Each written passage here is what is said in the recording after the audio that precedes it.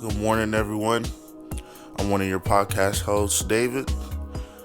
Everyone isn't here today. That's how we really gonna run this network. Looks like, it's gonna be episodes with some of us, three of us, two of us, or just one of us, like today. And the reason why this one is particular is like just me, is because every one of our group members haven't watched Ranking the Kings yet. And due to that fact as well, I won't do like a complete deep dive of the whole show, but I'll do a deep dive of my 10 favorite characters. Okay, so the way I found out about Ranking the Kings, I was on Clubhouse in an anime room. Shout out to Anime Lytical. And we were just discussing our favorite animes, and somebody recommended Ranking the Kings to me. And I went to watch the trailer on YouTube. Immediately, I was drawn by the animation style. It gave me the vibes of all of the shows that I watched growing up, and I'm sure you've all watched growing up on Disney Channel, and like the Disney Pixar movies, Shrek, and all of those things. It gave me that vibe, and I just kept, looking. And I was like, man, this looks really interesting. So I said, let me start. I don't usually like watching trailers all the way because it can like ruin a piece of the story for me, but that's aside from the point. So I don't spoil it off for the ones that haven't seen it yet, I'm just gonna do my 10 favorite characters on rank. Not even 10 favorite, 10 most important to me. Okay. So we'll start with the father of this whole shebang, King Boss. King Boss, to me, when I first saw him, was what I imagine every kid sees their father, like a giant. You feel me? Serious businessman, and about the family. And like, at first, I that's how I saw him, as a good man. But that's how it usually is. When you're a kid, you can see your father as a father figure as a good man because you're oblivious to what like he's capable of. You feel me? Like, when I first saw King Boss, I never could have imagined that he was greedy enough to want to still live rather than passing the power to his kids. He would use one of his own kids to revive himself. I didn't think he was capable of such thing. But love makes us, not us, some people do crazy things. So there's that. And then that's pretty much my overall opinion of King Boss. Okay, the end part. Your kids are going through all of this shit. You find out that this lady did what she did to your wife. And all you're worrying about is Miranjo. For those who've seen episode 20, you know what I'm talking about. So that's just my pretty much overall view of King Boss. Cool guy, but a bad father. Okay, his first wife, Sheena, Boji's mom, reminds me of what my mom is, what my sister is, what I know my niece is gonna be. Like, it's just something about that energy of woman that cares so much about her younglings. Like, I just vibe with Boji's mom so much, and I hope we get more flashbacks of her if possible, because she seemed like a really real woman. Went to war by herself, went crazy, made sure her kid was good, like how you supposed to do, thug it out. You feel me? Take pain for your children. Like, she was a really, really good mother to me. Third person, Cage, Boji's best friend. That moment, he literally made me relate to both him and both Boji. Because I could relate to being a young kid and saying fuck the world, and I'm gonna go get it how I want. I'm gonna steal whatever I need to do. And he met Boji, and he couldn't even realize, which shows myself again to the part of how I don't really care about material things. I care about making people happy more than material things. So how Boji just easily gave away his clothes like nothing. He didn't care about that stuff. It didn't mean nothing to him compared to Cage, who needed it desperately. His whole family was killed. You feel me? Whole family was killed since he was a little boy. That's why I knew what I watched. I loved the way that I watched this show because I didn't judge anybody. I knew there was a reason for why each person was the way they were, and I was correct. Like Cage's whole family was murdered, so who wouldn't, have a more stern look and probably end up being a robber or those sorts of things? You feel me?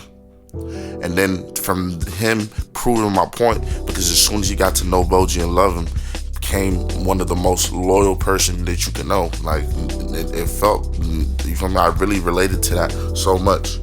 So shout out to Cage for being a really good friend to Bojji. Almost dying a few times, fighting all types of people for him. Like he's really fast. Let's not forget that. That's my guy Cage. Queen Healing.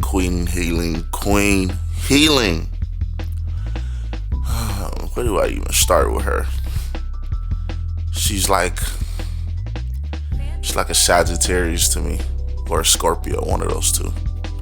And it's like, the reason why I say that is, the reason why I make that comparison is because when I think of those two astrology signs, it makes me so, like, I get so annoyed, but I can remember such joy at the same time, because it's like this sour sweet candy.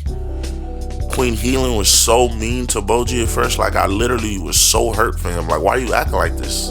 Like, I know you're not his mother, but you don't have to treat him this way. And for you to go out of your way to help to where he couldn't become king, I was so angry with her. She was the one that from the jump, I didn't care about her reasons behind why she was how she was. It was based off the fact that she was doing that. It was enough for me to dislike her. But as the show grew and she sacrificed herself, like the character development of this whole show is literally one of my favorite parts of the whole show. Like it's so amazing, like to see how these people grow, and like you can see how much humans can be so full of themselves and not knowing. And I don't mean that in a bad way. We live in our head, so of course you can be full of yourself, to when you have to wake up and step outside of the outside world and actually see stuff for what it is. And that is literally how, like, Queen Healing was to me, and I really loved her so much for that. Like, and I have real love for that lady right there. Making sure everybody was good till she was at her last drop of power. Like, come on.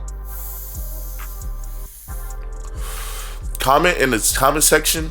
I don't know. Out of her and Moranjo, I don't know who made me hate them the most to how I ended up loving them.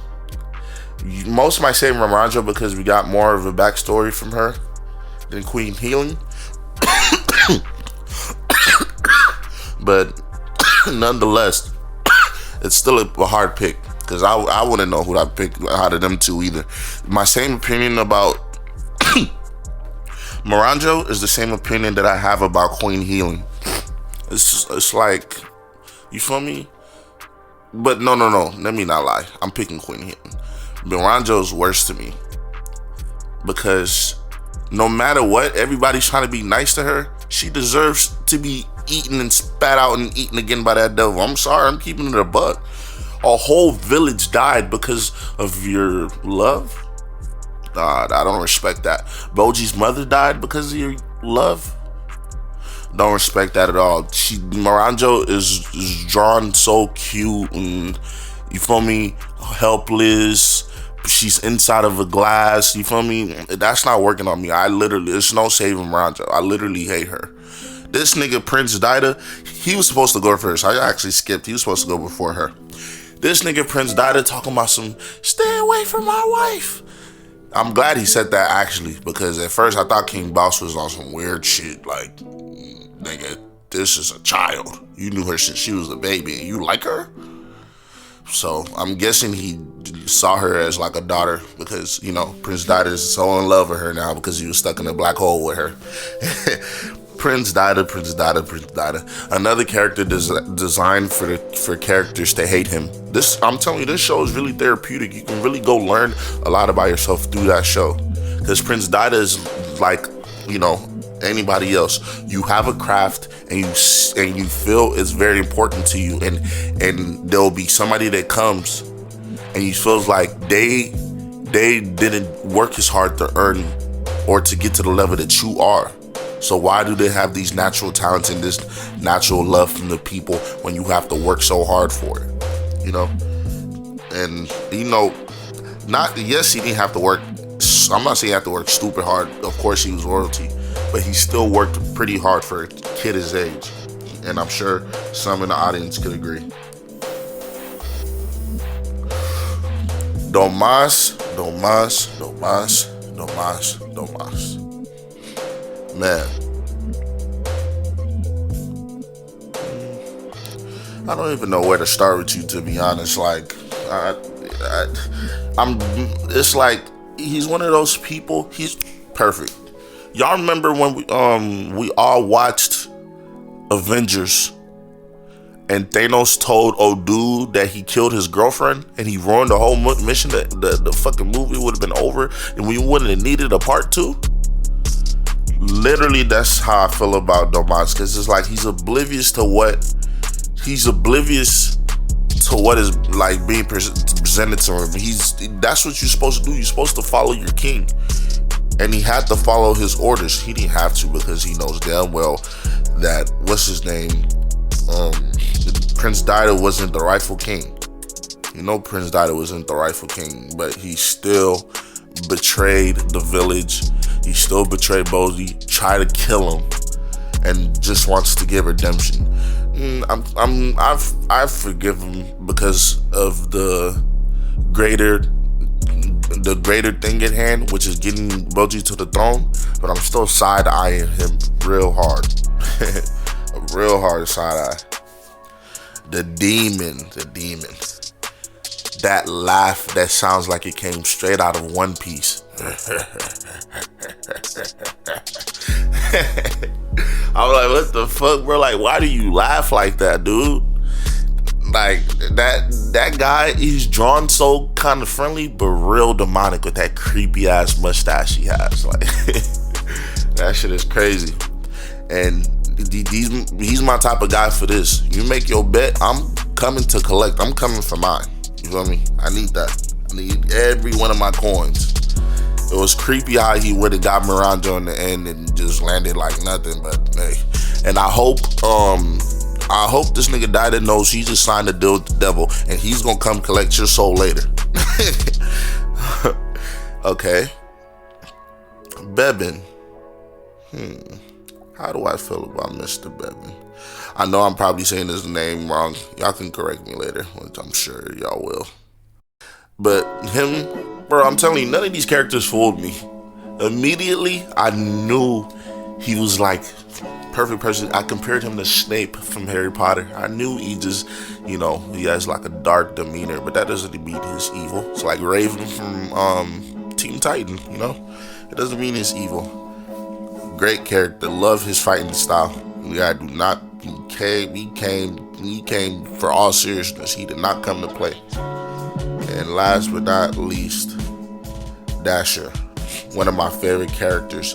I'm sure I'm saying his name wrong. He's the king of the underworld. The jail they have down there. And like his demeanor just gives, like, it relates to mine. How I feel like I'm so scorned from the world, yet like I could still, you feel me? I still love it enough to want to protect it. You rarely see him smile, but if you do, you feel me? And even if you don't, he still cares about everyone, And I really respect him for that a lot. And that's pretty much my full take on ranking the kings. So many more characters we could discuss, but I try to say that for the ones who haven't seen the show yet, and I try to keep it, I try to not spoil it as much as I did, because it was a lot of spoilers in there. But it's okay. And real quick, I want to talk about one more anime before we go that I just finished. Oh my goodness, Blood Sea. At first, Blood Sea, I was really angry with it because I felt like the way romance was written in it was too cheesy. Like the writer didn't know how to write romance. And I feel like he didn't even know how to write good dialogue between people, but he knew how to draw his ass off. The whole drawing of Blood Sea It reminds me of the olden days anime, but with this new age 4K quality. Yes, it came out in 2011 or 10, one of the two, but that's still 10, 12 years ago, you know, and and basically, yeah, I just feel like they couldn't really write romance like that, but the animation style is beautiful. I love the characters individually, every one of them.